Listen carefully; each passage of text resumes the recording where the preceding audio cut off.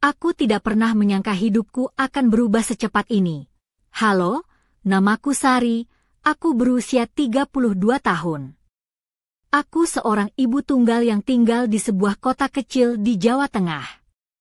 Ceritaku dimulai ketika aku menghadapi mimpi buruk yang tak pernah kubayangkan sebelumnya, ketika aku harus melindungi putriku dari seseorang yang seharusnya menjadi pelindungnya. Semua bermula saat aku pulang dari pasar tradisional di kota kecil tempat aku bekerja sebagai pembantu rumah tangga. Hari itu, aku merasa ada sesuatu yang aneh di rumah. Putriku, Aulia, yang berusia 6 tahun, tampak gelisah dan menangis pelan. Suaranya yang kecil memecah keheningan. "Bu," dia menyentuh aku di tempat itu. Katanya sambil menangis, membuat hatiku hancur berkeping-keping. Hatiku langsung berdegup kencang. Aku mencoba tenang meski dalam hati aku sudah penuh ketakutan dan amarah. Siapa yang berani begitu pada anakku? Aku tahu aku harus segera mencari tahu kebenarannya, meski aku takut akan apa yang akan kutemukan. Aku berlari ke kamar Aulia dan melihatnya memeluk boneka kesayangannya dengan erat, matanya merah karena menangis. Dengan suara yang gemetar, aku bertanya, "Siapa yang melakukan ini, Nak?" Tapi ia hanya terdiam, menunduk, dan menggenggam tanganku erat-erat. Namun, aku tahu aku harus menghadapi semuanya. Aku tahu bahwa orang yang harusnya aku percayai, yang selama ini tinggal bersamaku dan anakku, telah mengkhianati kami dengan cara yang paling kejam. Aku berdiri dengan hati hancur, tapi tekadku mulai terbentuk. Aku akan melindungi Aulia dengan segenap tenaga, tidak peduli berapapun rintangannya. Karena aku adalah ibunya, dan aku tidak akan membiarkan siapapun menyakiti anakku. Hari itu, aku masih mencoba mengumpulkan keberanian untuk menghadapi kenyataan yang begitu pahit. Sore itu, ketika aku melihat suamiku, Rahmat, duduk santai di ruang tamu dengan botol kopi hitam di tangannya, aku merasakan kemarahan yang membara dalam dadaku.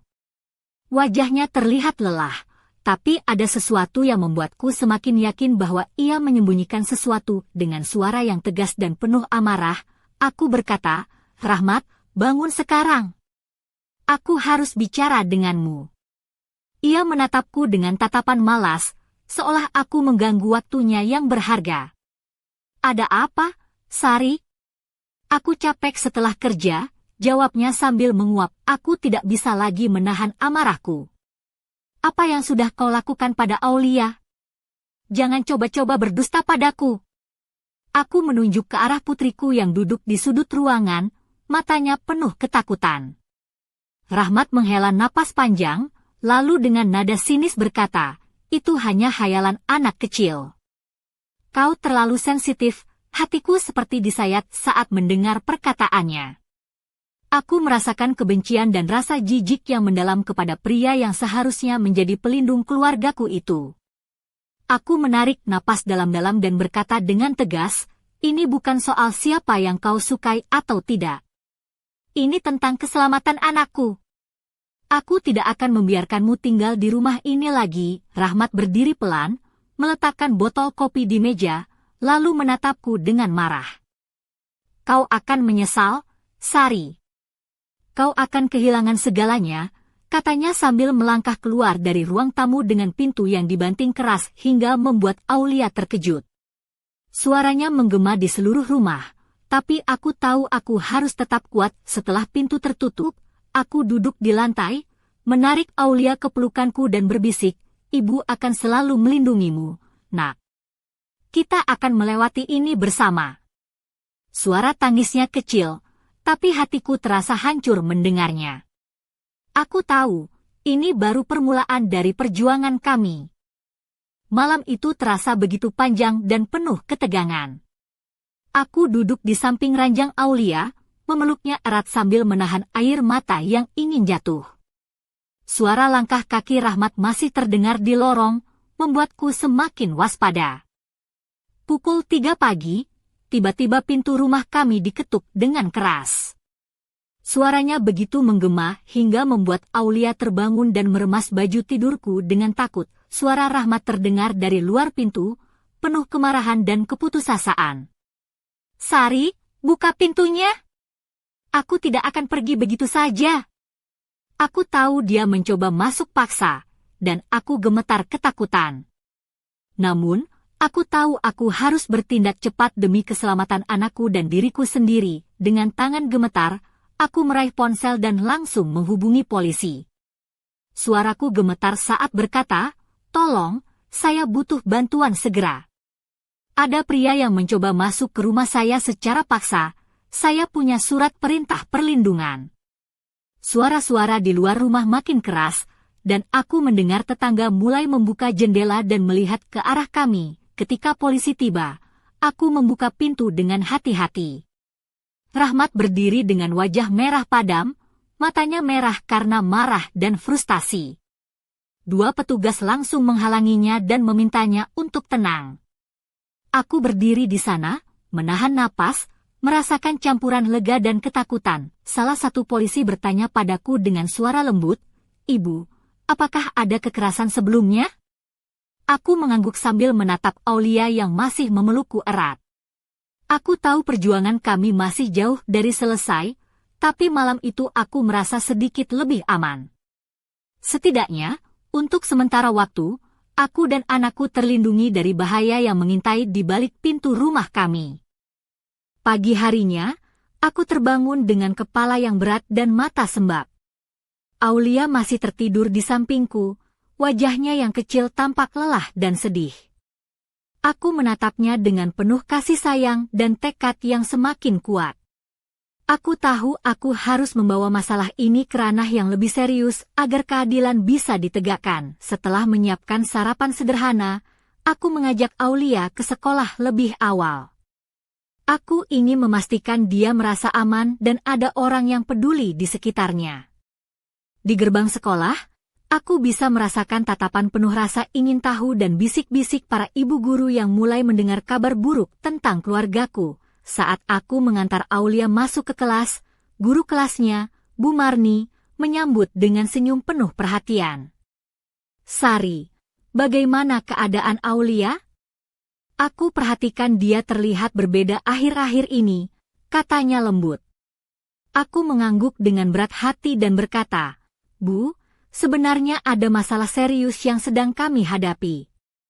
Aku hanya berharap Aulia bisa tetap kuat di sekolah." Bu Marni mengajak aku masuk ke ruang kelas untuk bicara lebih terbuka. Di sana, aku bercerita tentang kejadian yang menimpa Aulia dan bagaimana aku berjuang untuk melindunginya. Bu Marni mendengarkan dengan seksama dan memberikan dukungan yang sangat aku butuhkan. "Sari, tolong percayakan pada saya. Aku akan selalu memperhatikan Aulia dan membantu sebisa mungkin," katanya sambil merangkul bahuku. Meski hati ini masih penuh luka, aku merasa sedikit lega karena tahu bahwa aku tidak sendiri. Ada orang-orang baik yang mau berdiri di sampingku dan Aulia dalam menghadapi badai yang menerpa kami. Tapi aku juga sadar, perjuangan kami baru saja dimulai, dan masih ada banyak tantangan yang harus kami hadapi bersama. Seiring waktu, kabar tentang keluargaku mulai menyebar di lingkungan sekitar. Aku bisa merasakan tatapan sinis dan bisik-bisik yang terus mengiringi setiap langkahku. Di pasar, saat aku belanja bahan makanan, beberapa ibu-ibu berbisik pelan, menatapku dengan ekspresi tidak percaya dan penuh penilaian. Katanya si Sari itu melebih-lebihkan cerita anaknya, ujar salah satu dari mereka. "Ya, aku dengar Rahmat itu sebenarnya orang baik, kerja keras pula," sahut yang lain. Aku mencoba mengabaikan komentar itu, tapi rasanya seperti jarum yang menusuk kulit setiap hari. Bahkan tetanggaku sendiri, Bu Rini, yang selama ini kukira menjadi teman baik, mulai memperlihatkan keraguan. Suatu hari, saat aku bertemu di lorong, ia berkata dengan nada samar, "Sari, aku hanya ingin kau tahu, banyak yang meragukan cerita ini. Aku harap kau benar-benar yakin."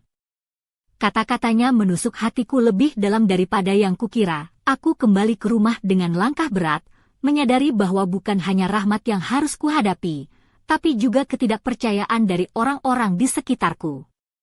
Di dalam rumah, Aulia duduk di dekat jendela, menatap keluar dengan mata yang penuh kesedihan. Aku duduk di sampingnya, menggenggam tangannya erat, dan berbisik, "Nak, ibu tahu ini sulit, tapi kita harus tetap kuat. Kita punya satu sama lain, dan itu yang paling penting." Malam itu, aku menangis dalam pelukan Aulia, merasakan beban dunia yang seolah menekan kami. Namun, di balik semua itu, aku berjanji pada diriku sendiri bahwa aku tidak akan membiarkan kegelapan ini mengalahkan kami. Aku akan berjuang sampai titik darah penghabisan demi melindungi putriku dan mengungkap kebenaran yang selama ini tersembunyi. Karena di dunia yang penuh kebohongan ini, aku harus menjadi cahaya bagi kami berdua. Hari-hari berlalu dengan perasaan campur aduk. Aku mencoba menjalani rutinitas sebagai ibu dan pekerja rumah tangga, meskipun beban di pundakku terasa semakin berat. Suatu sore, ketika aku sedang menyapu halaman rumah, tetangga sebelah, Burina, datang menghampiri dengan langkah pelan. Wajahnya serius, namun ada kehangatan yang tiba-tiba kurasakan. "Sari, aku ingin bicara," katanya sambil melihat ke arah rumahku. Aku mengangguk pelan, mengundangnya masuk ke ruang tamu yang sederhana. Ia duduk di sofa, menarik napas dalam-dalam sebelum memulai pembicaraan. "Aku dengar semua yang terjadi, dan aku percaya padamu. Aku juga pernah mengalami hal yang sulit dulu, jadi aku tahu bagaimana rasanya." Kata-katanya seperti angin segar yang masuk ke dalam ruang gelap hatiku. Aku merasa ada secercah harapan bahwa aku tidak sendiri dalam perjuangan ini. Burina pun bercerita tentang masa lalunya, bagaimana ia berhasil bangkit dari kesulitan dengan dukungan orang-orang di sekitarnya.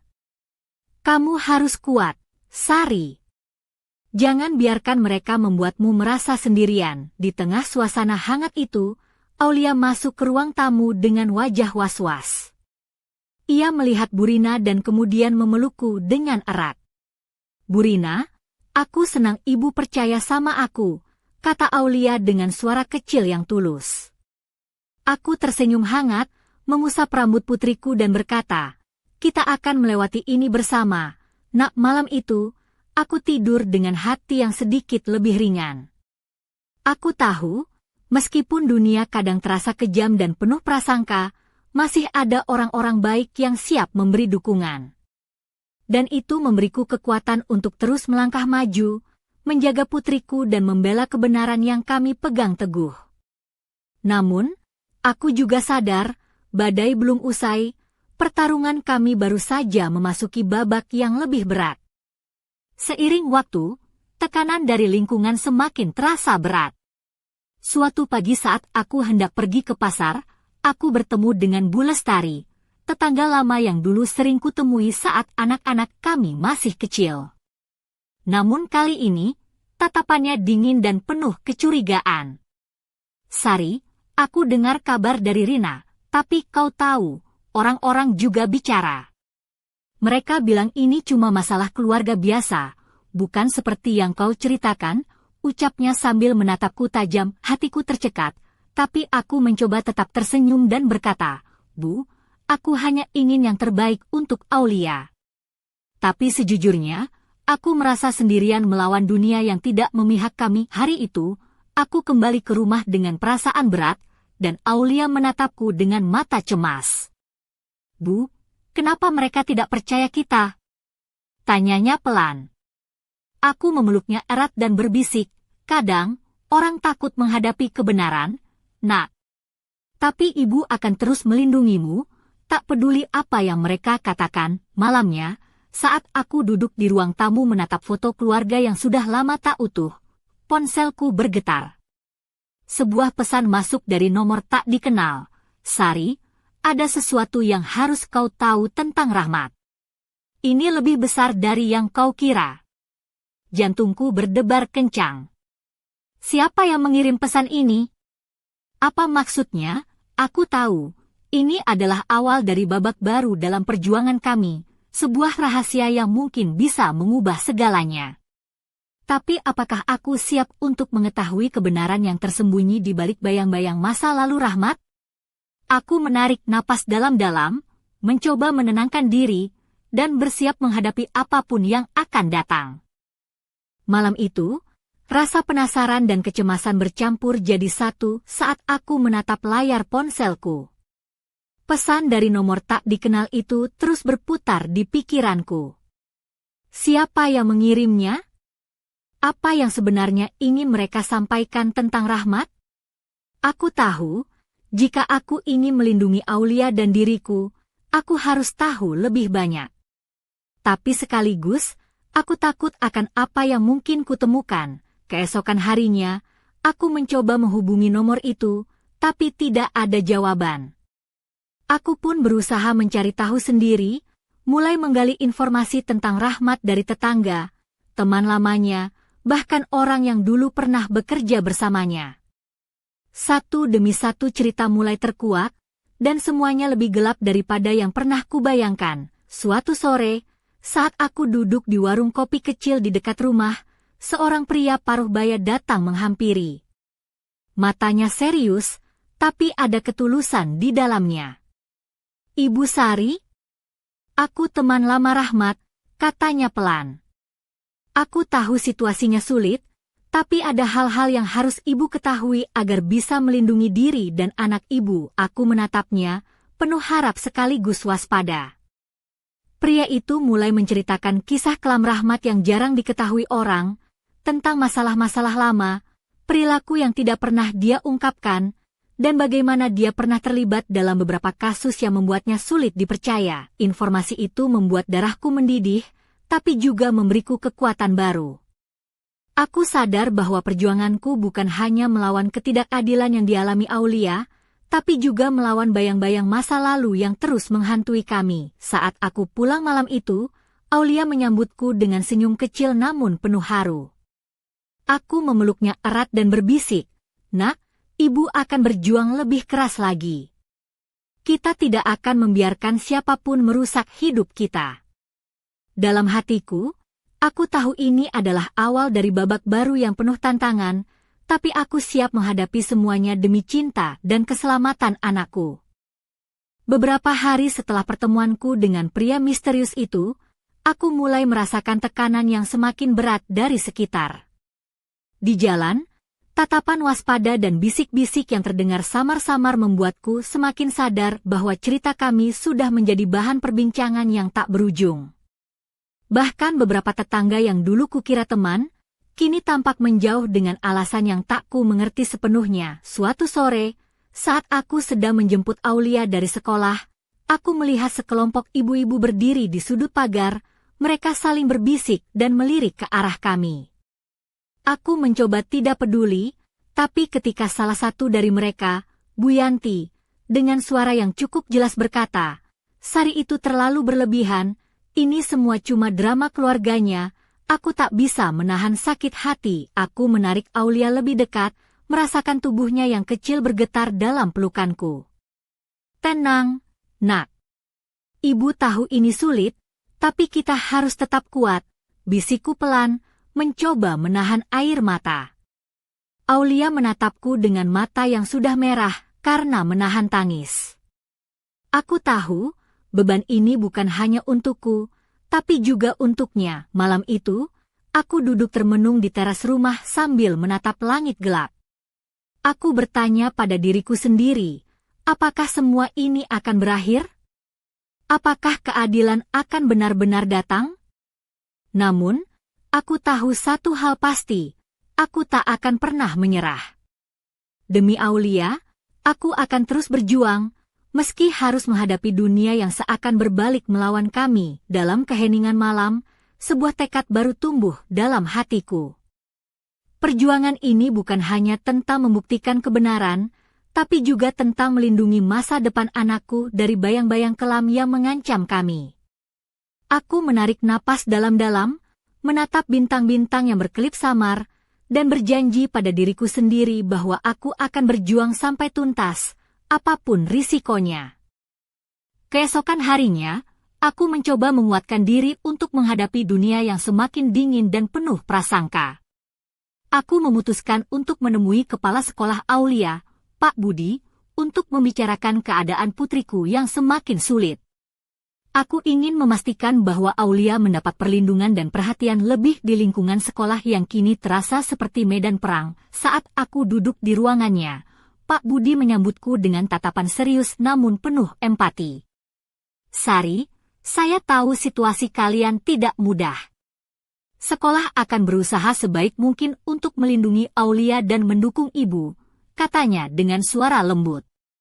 Aku merasa sedikit lega mendengar itu, tapi di balik semua itu, aku tahu perjuangan ini belum usai. Setelah pertemuan itu, aku mengantar Aulia pulang. Di jalan, aku melihat beberapa orang tua murid saling bertukar pandang dan berbisik ketika kami lewat. Bisikan itu terasa menusuk, membuatku semakin sadar bahwa keberanian kami sedang diuji. Namun, aku menggenggam tangan Aulia erat-erat dan berkata, "Nak, jangan dengarkan mereka. Ibu selalu ada untukmu di rumah." Aku mencoba mengalihkan perhatian Aulia dengan menggambar bersama. Aku perhatikan matanya yang lelah, tapi ada secercah semangat yang mulai tumbuh. Aku tahu, aku harus menjadi pelindung dan pendorong utama dalam hidupnya. Malam itu, aku berdoa agar keadilan segera datang dan kami bisa hidup tanpa bayang-bayang ketakutan. Namun, dalam hatiku, aku tahu bahwa badai yang kami hadapi belum berakhir. Masih ada banyak tantangan yang harus kami lalui, dan aku harus tetap kuat demi Aulia. Aku menarik napas dalam-dalam, menatap langit malam yang penuh bintang, dan berjanji pada diri sendiri untuk tidak pernah menyerah, apapun yang terjadi. Perjuangan kami baru saja dimulai.